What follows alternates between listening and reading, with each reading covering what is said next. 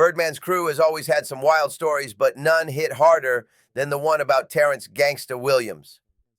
Born in 1974 in New Orleans, Terrence wasn't just anyone. He was the half-brother of Cash Money co-founders Birdman and Slim Williams. Their father had a huge family, with reports saying he had about 25 children from different relationships. Yeah, that's a lot of siblings. Terrence grew up in a tough environment. When he was 7, his family moved into the Calliope Projects, one of the roughest areas in the city. Life there wasn't easy, and from a young age, Terrence saw things that most kids never should. Surrounded by chaos, he learned fast that survival meant staying sharp and finding a way to adapt. By 9, he was already learning the hustle, doing little street errands just to get by. At 11, he started getting into bigger trouble, trying to follow in the footsteps of the people he looked up to. That's when he got the nickname Gangsta, given to him by a friend inside a juvenile center named Killer Stone. Terrence always looked up to Birdman, who by 16 was already making waves in the streets. Their bond was strong, but it also came with heavy lessons. One story says Birdman once tried to scare him straight by showing him how serious the streets could get. It was meant to be a wake-up call, not a game. By his early teens, Terrence had gotten caught up in the dangerous side of city life, connecting with people from nearby neighborhoods and making choices that would shape his future. He started to gain a reputation for being fearless, loyal, and always ready to prove himself. By 15, everyone in his area knew the name Terrence "Gangsta" Williams, a young man caught between family loyalty and the harsh reality of New Orleans street life. Despite all the chaos, he somehow managed to stay out of major trouble for a while, and that mystery made his story even more legendary. As Terrence got older, his name started carrying serious weight in New Orleans. He created a local crew known as the Hot Boys, a street group from the Magnolia Projects that would later inspire the name for Birdman's iconic rap group. That's right. The same name that would eventually blow up in the hip-hop world actually came from Terrence's real-life crew. But behind the music and success, Terrence was still caught in risky business. During a 1997 tour, he claimed that when the Cash Money bus broke down, he used to invest his street profits with Birdman, basically trusting his older brother to hold on to the money while he was away. That move showed how much trust there really was between them, even though they were living in two completely different worlds. Over the years, Terrence had several serious run-ins with the law, but somehow he managed to walk away from each one. In 1993, he faced major charges and ended up taking a plea deal that kept him out of long-term prison time. For a while, it seemed like he might turn things around, but fate had other plans. By 1998, things took a dark turn. The FBI caught him in a serious criminal plot that completely changed his life. He was eventually sentenced to life plus 20 years, accused of running what authorities called a criminal enterprise. It was a shocking fall from power for someone who once had the city's streets under his influence. Years later, Terrence made headlines again, not for the streets, but for his cooperation with federal authorities. In 2008, reports surfaced that he had shared information in exchange for a reduced sentence, and that move split public opinion fast. Some saw it as survival. Others, like rapper Boozy, weren't so forgiving, calling him the world's biggest snitch. The label stuck, and it followed him everywhere. But here's the twist. After decades behind bars, Terrence "Gangsta" Williams was finally released in 2022 at age 47, after a judge cut his sentence down to 27 and a half years. These days, he's turned his life around completely. He's working 2 jobs in Dallas and even runs a nonprofit organization helping people avoid the same mistakes he once made. What a wild transformation. After his release, Terrence "Gangsta" Williams didn't disappear. He started rebuilding his life from the ground up. He launched a nonprofit called Hug the Block, helping young people avoid street life and make better choices. On top of that, he's been working on a documentary to tell his story in his own words, raw, honest, and unfiltered. But even with all his progress, one thing still hurts: his relationship with Birdman. Reports say that when Terrence tried to reach out, Birdman hung up the phone. It's clear that time hasn't healed all wounds between the brothers. While Terrence turned to redemption, there was another key player in the Cash Money empire who preferred to stay in the shadows: Ronald "Slim" Williams.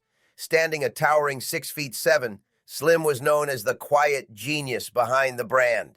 Born May 23, 1967, in New Orleans' 3rd Ward, Slim grew up working at his father's grocery store, where he learned about business, discipline, and money management long before the fame came.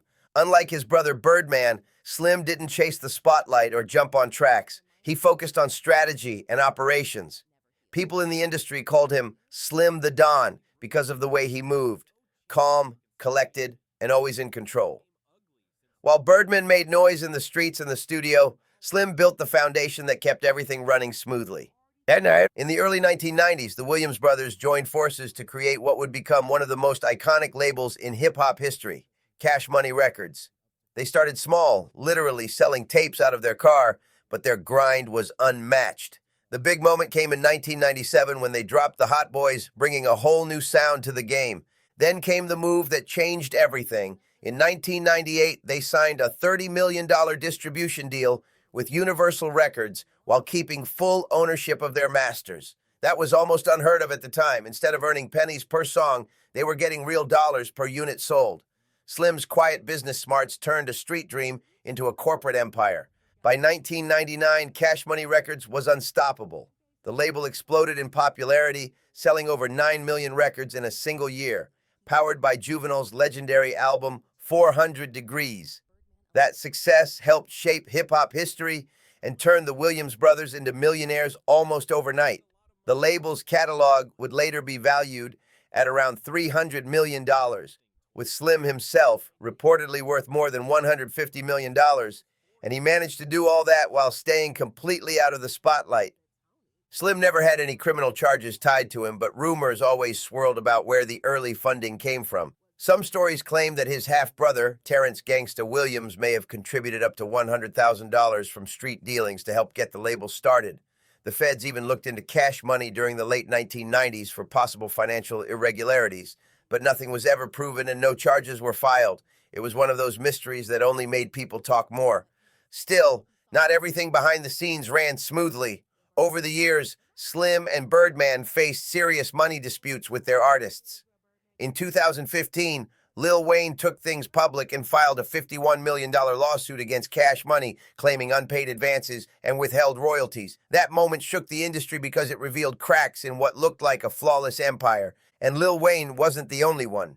Juvenile left in 2002, followed by BG and Turk, and even producer Manny Fresh walked away in 2005, all over financial disagreements. It painted a picture of a label where business came before loyalty, and that didn't sit well with many fans or artists. Still, despite the drama, Slim never stopped grinding. He quietly runs Cash Money from Miami, keeping his trademark low profile while managing business operations like a chess master. Through every scandal, lawsuit, and artist departure, Cash Money has continued to make serious money, and Slim remains the silent force behind one of the most enduring brands in music. Slim Williams' wealth is still estimated at around $150 million, but his legacy remains a mix of genius and controversy. As Cash Money Records grew from a neighborhood hustle into a global powerhouse, its energy shifted from the streets to the studio, and the next star to carry that torch wasn't a gangster or a hustler. It was a young musical prodigy whose name would change hip-hop forever, Lil Wayne. Born on September 27, 1982, in the Holly Grove neighborhood of New Orleans, Dwayne Michael Carter Jr., better known as Lil Wayne, showed incredible talent from a young age. At just 9 years old, he caught Birdman's attention, and from that point on, Birdman became more than a mentor. He was like a father figure to Wayne. The bond was so strong that Wayne even got tattoos honoring Birdman as his dad. By 1997, Wayne had joined the Hot Boys, standing out with his sharp lyrics and unmatched energy. Then came his solo rise. His 1999 hit, The Block is Hot, put him on the map, but it was The Carter 3 in 2008 that made him a legend. The album sold over 1 million copies in its first week, driven by global hits like Lollipop. In 2005, Wayne showed his business side by founding Young Money Entertainment, where he signed 2 artists who would go on to become superstars, Drake and Nicki Minaj. By the 2010s, Lil Wayne had sold over 120 million records worldwide, becoming one of the biggest names in hip-hop history. But behind the fame, cracks started to show. In December 2014, Wayne publicly expressed frustration on social media about the delays in releasing The Carter V. Just a month later, he filed a $51 million lawsuit against Cash Money, claiming unpaid funds and mishandled contracts. The The lawsuit even alleged that $100 million from Universal Records had been misused. After years of tension, they finally reached a settlement in 2018. Wayne received over $10 million in full ownership of Young Money Records, and That Carter 5 was finally released to massive success. But things weren't all smooth sailing. In 2015, during his tour in Atlanta, Wayne's buses were reportedly shot at, sparking major headlines across the industry. The accused, Jimmy Carlton, Pee Wee Roscoe Winfrey, was later convicted, but the incident marked a dark chapter in Wayne's career, showing just how high the stakes had become. By June 2015, new twists emerged in Lil Wayne's ongoing drama. Court documents revealed that Jimmy Pee Wee Roscoe Winfrey had allegedly contacted Birdman shortly after the tour bus shooting, sparking rumors that Birdman and Young Thug might have been involved in trying to intimidate Wayne. Neither artist was ever convicted of anything related to the case, but the speculation spread like wildfire across the internet. Lil Wayne, meanwhile, had his own share of legal troubles over the years. Back in 2007, he was arrested in New York after police found a firearm on his tour bus, which led to him serving 8 months at Rikers Island. Then in 2008, he faced another arrest in Arizona involving weapons and controlled substances, followed by a 2019 Miami incident where authorities found a gold-plated handgun on his private jet. That last case could have landed him a 10-year sentence, but in January 2021, Wayne received a presidential pardon from Donald Trump, giving him a second chance to move forward.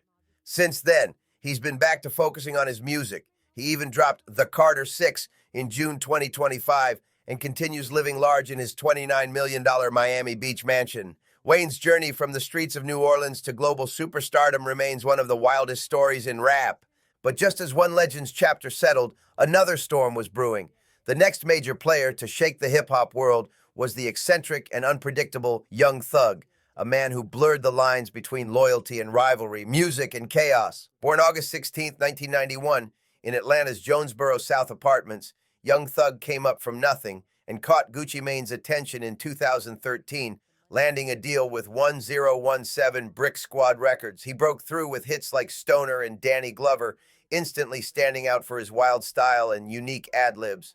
By 2019, he'd even won a Grammy Award for his feature on This Is America. His connection to Birdman began around 2014 when he joined Rich Gang and dropped Rich Gang, The Tour, Part 1, featuring the massive hit Lifestyle. But the partnership soon took a darker turn. By July 2015, both Young Thug and Birdman were named in court documents related to the earlier Lil Wayne bus case, though again, no convictions were made against them. Then in May 2022, everything exploded. Young Thug and 26 members of his YSL collective were indicted under Georgia's RICO Act, accused of operating as a street gang since 2012. The case shook the entire music industry, leaving fans divided over whether Thug was a misunderstood artist or the mastermind of something much bigger. The walls finally closed in on Young Thug as his massive legal case unfolded. He faced serious charges, including racketeering conspiracy, gang association, and weapons possession. After spending 906 days behind bars, on October 31, 2024, Thug made a shocking move. He pleaded guilty in a non-negotiated deal. The judge sentenced him to 40 years, with 5 years credited as time served, 15 years of probation, and 20 years suspended, meaning he could face more time if he breaks the terms. The court placed strict conditions on him. He's banned from Metro Atlanta for 10 years and isn't allowed to release any music with gang references. It was a stunning moment in hip-hop history. An artist who had once dominated the charts now facing decades of legal restrictions. Back in 2015, tensions were already brewing between Young Thug and Lil Wayne, creating one of the most talked-about feuds in modern rap. During the same time Wayne was fighting his $51 million lawsuit against Cash Money, Thug dropped his own project titled Carter 6, a direct play on Wayne's iconic album series. Fans saw it as a jab, and it instantly sparked drama across social media. Prosecutors later linked the 2015 tour bus shooting to Thug's camp, using it as part of their RICO case evidence. That trial, which began on November 27, 2023, went down as Georgia's longest-running criminal case ever. After his release, Thug was placed on strict probation, living outside of Atlanta and keeping a low profile while trying to rebuild his life away from the chaos. But before all that madness, there was another artist who laid the foundation for what Southern rap became. a voice that told real stories of struggle, survival, and raw authenticity. That man was BG, Christopher Noel Dorsey, also known as Baby Gangsta. Born September 3rd, 1980 in New Orleans' uptown neighborhood, BG came up in poverty but carried a natural gift for rhyming. Discovered by Slim Williams at just 12 years old, he became one of Cash Money's very first artists. By 1997, he joined the Hot Boys alongside Lil Wayne, Juvenile, and Turk, forming a group that would redefine Southern hip-hop. Their 1999 album Guerrilla Warfare went platinum, and BG's solo project Chopper City in the Ghetto turned him into a star. His voice, his grit, and his truth made him one of the most respected rappers of his time. By 1999, BG had officially stamped his name in hip-hop history. His album Chopper City in the Ghetto went platinum, fueled by the massive hit Bling Bling, a phrase that BG himself helped make world famous. That one song reshaped pop culture, turning street slang into a global catchphrase used by everyone from rappers to movie stars. But success didn't erase the tension behind the scenes. By the early 2000s, cracks started forming between BG and Cash Money Records. In 2001, he officially left the label, claiming he hadn't been fairly paid and wanted more creative control. He later signed with Coke Records, but even though he kept making music, he never quite reached the same level of fame he once had. BG's life outside music took some difficult turns too. In 2009, a routine traffic stop in New Orleans led to legal trouble when authorities found firearms and a small amount of marijuana in his vehicle. As someone with prior convictions that violated his probation, and he eventually pleaded guilty to possession and evidence tampering charges. Reports say he had tried to get others to remove the weapons before police arrived, which only made things worse. In 2012, BG received a 14-year federal sentence, a tough blow for one of the South's original rap pioneers. But instead of giving up, he used his time behind bars to transform his life. He completed educational programs, focused on personal growth, and even converted to Islam, which he said gave him peace and purpose. After serving 11 years, BG was released early in 2023 for good behavior, and fans celebrated his comeback like a hero's return. Since then, he's been performing again, reconnecting with the community, and showing love to young artists who look up to him. While his relationship with Birdman is still complicated, the two have been spotted together at public events, proving that time can soften even the deepest rifts. These days, BG stays active in the New Orleans hip-hop scene, working on new music and helping guide the next generation. And right after his comeback, another hitmaker was about to rise, someone who'd take neighborhood slang and turn it into national anthems. The next major star to rise under Cash Money Records was the man who gave the label its first real crossover hit, and later learned that success doesn't always protect you from betrayal. That artist was none other than Juvenile, born Terrence Gray on March 26, 1975, in New Orleans' Magnolia Projects. He grew up surrounded by the sounds and struggles of the streets, but his smooth delivery and confident swagger made him stand out instantly. By the mid-1990s, Cash Money had discovered Juvenile, and his 1998 album 400 Degrees changed everything. The project became the label's first multi-platinum success, selling over 4 million copies and putting New Orleans rap on the global map. The hit single, Back That Ass Up, cleaned up for radio as Back That Thang Up, became a cultural phenomenon, defining the Cash Money sound and inspiring generations of artists. But behind the platinum plaques, there were growing cracks in the business. By 2002, Juvenile walked away from Cash Money, claiming the label owed him millions in royalties and had taken creative control away from him. He also felt that Birdman was giving too much attention to Lil Wayne, leaving other artists behind. The fallout was messy, and fans were heartbroken to see one of Cash Money's founding stars go. After leaving, Juvenile signed with Atlantic Records and dropped the album Juve the Great in 2003, which went platinum thanks to his hit Slow Motion. But even with more success, he never quite recaptured the unstoppable momentum of 400 Degrees. Then tragedy struck in 2006 when Juvenile's young daughter Jelani and her mother were killed in their home by a family member who later took his own life. It was a devastating event that deeply affected Juvenile and led him to step away from music for a while to focus on healing and family. Years later, he briefly reconnected with Cash Money in 2014, appearing on label projects and rekindling old relationships. Still, creative differences and business tension lingered, and Juvenile eventually kept his distance again. Unlike many of his peers, Juvenile managed to stay out of major legal trouble, facing only minor run-ins during the early years. mostly traffic and possession charges. Today, he's remembered as a Southern rap pioneer, a survivor, and a living legend who turned pain and hustle into timeless anthems. Even after decades in the game, Juvenile is still going strong. He continues to tour worldwide, performing his classic Cash Money hits that fans can't get enough of.